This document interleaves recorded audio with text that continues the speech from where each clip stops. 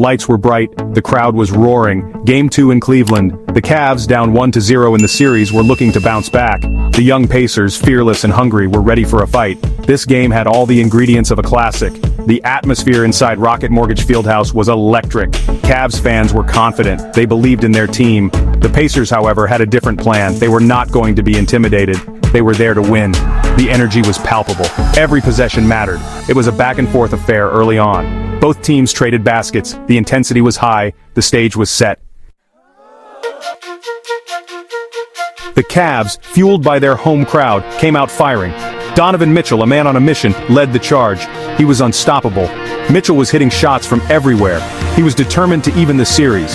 Jarrett Allen and Max Strus were forces in the paint. They dominated the boards. They gave the Cavs second-chance opportunities. Cleveland built a comfortable lead.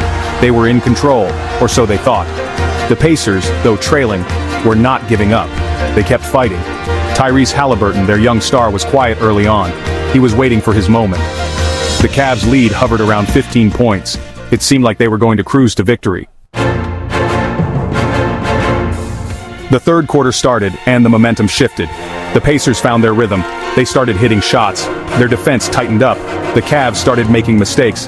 The Pacers, sensing an opportunity, capitalized on every turnover. They were clawing their way back into the game. Haliburton came alive. He started orchestrating the offense. He was finding his teammates for open shots. He was getting to the basket at will. The Pacers were gaining confidence. The Cavs, once in control, were now feeling the pressure. The lead was shrinking. The crowd was getting nervous. The Pacers were not going away. The fourth quarter was going to be a battle. Section 4. Turnovers and missed chances. The fourth quarter was a roller coaster. The Cavs' lead, once comfortable, was evaporating. They were turning the ball over. They were missing free throws. The pressure was getting to them. The Pacers, sensing blood in the water, were relentless. Mitchell, brilliant earlier in the game, was struggling. He couldn't find his shot. The Pacers' defense was suffocating. The Cavs' offense, once potent, was now stagnant. With under a minute left, the Cavs clung to a slim lead. They needed a basket. They needed a stop. They needed to regain their composure. But the Pacers were not done. They were coming for the win. Section 5. Haliburton's heroics. The clock was ticking down. The tension was palpable. The Cavs, clinging to a one-point lead, had the ball, but they turned it over. The Pacers had one last chance. Haliburton, calm and collected, dribbled the clock down. He crossed over his defender. He created space.